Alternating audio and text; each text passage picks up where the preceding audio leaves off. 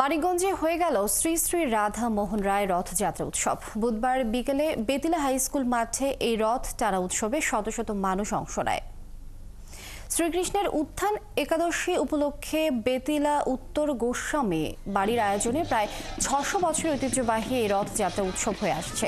শ্রী শ্রী রাধা মোহন রায় মন্দিরে রাধাকৃষ্ণের পূজা দিয়ে রাধাকৃষ্ণকে নিয়ে আসা হয় বেতিলা স্কুল মাঠে।